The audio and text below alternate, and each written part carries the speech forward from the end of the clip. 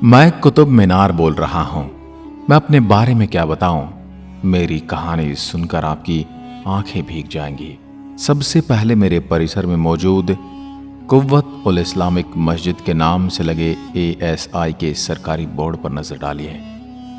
मैं अपनी नम और भीगी आंखों से हमेशा इसे पढ़ता रहता हूं। इस बोर्ड में स्पष्ट लिखा है कि इसके खंभों और बाकी सामग्री को 27 हिंदू और जैन मंदिर को तोड़कर बनाया गया है। ये मेरे ही परिसर में लिखा है।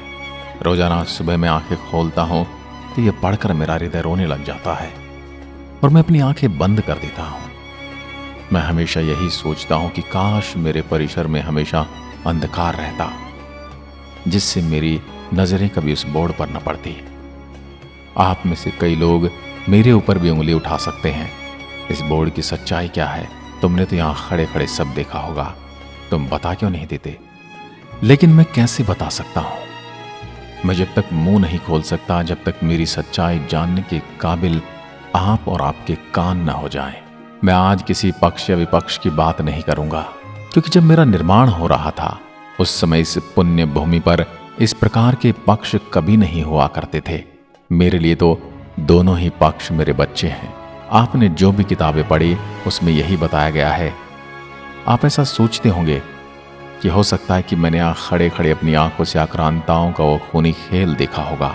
अपनी आंखों से जो उस बोर्ड की लिखावट से प्रतीत होता है, हो सकता है आप सही हों या ये भी हो सकता है कि आप गलत हों, लेकिन मैं अपना मुंह नहीं खोलूंगा। मेरे बच्चों, मैं फिलहाल मुंह खोल दूं इस काबिल अभी तक आप नहीं हुए हो। मेरे ही परिसर में मौजूद भारत का सबसे प्राचीन धातु का बना लौह स्तंभ मौजूद है। पुरातन विभाग ये पुष्टि करता है कि लौह स्तंभ कम से कम 1600 वर्ष पूर्व का बना है, जिस पे आज तक जंग नहीं लगा है। ये लौह स्तंभ पर एक संस्कृत में शिलालेख उकेरा गया है। शिलालेख चंद्र नामक एक राजा को संदर्भित करता है। शिलालेख ये भी बयान करता है कि चंद्र नामक राजा का राज्य भारत राज्य की सीमाओं से बाहर तक विस्तार में फैला हुआ था। इस शिलालेख में स्पष्ट रूप से लिखा गया है कि जिस राजा ने इस शिलालेख को स्थापित किया था वास्तविक रूप से दूसरी दुनिया में चले गए थे। मैंने यहाँ खड़े खड़े एक दिन एक पंडित के हाथ में एक रामायण नाम की किताब देखी। उसमें हुबहू नाम श्री रामचंद्र जी के नाम से एक राजा का जिक्र पढ़ा मैंने, और यह भी पढ़ा मैंने कि उनका साम्राज्य भारत के पड़ोसी देशों तक फैला हुआ था। एक पक्ष दावा करता है कि मेरा वास्तविक नाम विष्णु स्तंभ है, और मैंने उस रामायण में भी पढ़ा था कि श्री रामचंद्र भगवान विष्णु के ही अवतार थे। मैं ये बिल्कुल भी नहीं कह रहा हूं कि मैं विष्णु स्तंभ हूं। मैं बस अपने साथ घटित कुछ घटनाओं का जिक्र कर रहा हूं, जिससे आपको स्वयं निष्कर्ष निकालना है कि मैं क्या हूं, मेरा नाम क्या है, मुझे किसने बनवाया। मैं एक दिन खड़े खड़े लौह स्तंभ की ओर निहार रहा था कि अचानक मेरे मन में ख्याल आया कि मैं देखूं तो सही कि आखिर से लौह स्तंभ की लंबाई कितनी है। तो मैंने जब उसको नापा तो इसकी लंबाई 7.21 मीटर निकली। एकाएक मेरे मन में ख्याल आया कि इस लौह स्तंभ की बिल्कुल 10 गुना लंबाई मेरी कैसे है, क्योंकि मेरी लंबाई 72.1 मीटर है। क्या ये सिर्फ संयोग है कि मुझे उस लौह स्तंभ को एक अनुपात 10 के अनुपात से बनाया गया था? उस समय मेरे भी दिमाग में आया कि किताबों में तो लिखा है कि किसी कुतुबुद्दीन नामक लुटेरे शासक ने मेरा निर्माण सन 1199 से 1220 तक करवाया था। तो फिर ऐसा हो सकता है कि चंद्र नामक राजा के बनाए हुए लौह स्तंभ से प्रभावित होकर इस लुटेरे शासक ने बिल्कुल लौह स्तंभ से 10 गुना लंबाई की बिल्डिंग बनाई, जो आज मैं खड़ी हूं कुतुब मीनार के नाम से। मेरे ही परिसर में ठीक मेरे सामने आप देखते हैं कि आपको एक मंदिर नुमा जगह मिलेगी, जिसके ऊपर एक धर्म की धार्मिक रूप से डोम बनी हुई है। आप ये सोच रहे होंगे कि जो मैंने देखा वो आपको बता दूं कि मंदिर नुमा ढांचे पर यह लाल रंग की डोम कैसे आई। तो मैं आपको बिल्कुल नहीं बताऊंगा। यह अंदाजा आप खुद लगा सकते हो कि खंभों में हिंदू देवताओं के चित्र उकेरे गए हैं। मेरे पूरे परिसर में जगह जगह मूर्तियों के अवशेष आज भी मुझे निहारते हैं, और वो यहाँ आने वाले प्रत्येक मनुष्य और प्रत्येक भारतीय को भी निहारते हैं।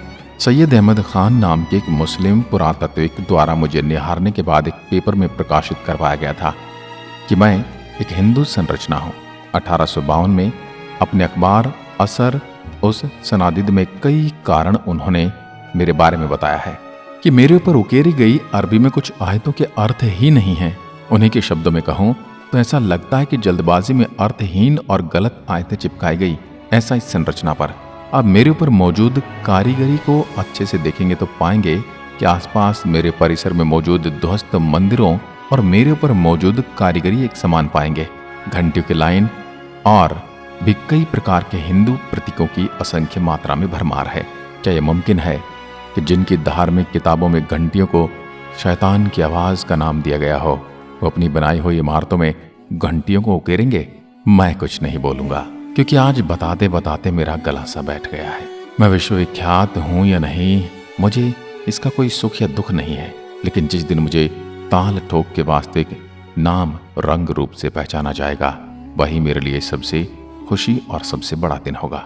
आज मैं भारतीय जनमानस से सवाल करता हूं कि वो दिन कब आएगा। मेरे ऊपर उकेरी गई घंटियों का असली मतलब आप मुझे कब समझाओगे और कब स्वयं समझोगे? मुझसे सवाल न करें कि कुतुब मीनार तुम तो सब जानते होगे। मैं तुम्हें क्या बताऊं, ये कुतुब मीनार शब्द कुछ शतकों से कोई नहीं जानता था। तो जब आप मुझे कुतुब मीनार शब्द से संबोधित करोगे तो मुझे कैसा पता चलेगा कि आप मुझसे सवाल कर रहे हो? मैं नहीं बोलूंगा। किसी भी ऐतिहासिक डॉक्यूमेंट में कुतुब मीनार शब्द का कोई सबूत नहीं है। जो भी पहली बार मुझे देखने आता है वो दिल में मेरी सच्चाई जरूर साथ लेकर जाता है। जो अपने सोचने और समझने की शक्ति को कहीं गिरवी नहीं छोड़ते, वह हर एक इंसान मेरी सच्चाई जानता है और एक बार मुझे निहारने के बाद तो जरूर जान जाता है। लेकिन अपने दिल में मौजूद सच्चाई को कहने से डरते हैं लोग, तो आप उस सच्चाई को बाहर नहीं ला सकते हो। लेकिन मैं तो इस अंधकार में ही जीऊंगा, क्योंकि मेरे माथे की लकीरों पर वर्ष दर वर्ष अंधकार के अलावा और कुछ लिखा ही नहीं गया है।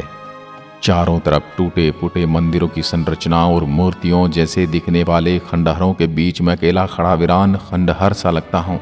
सदियां बीत गई हैं, दशक बीत गए हैं, शताब्दियां बीत गई हैं, लेकिन आज तक मेरी हालत देखने वाला कोई नहीं मिला।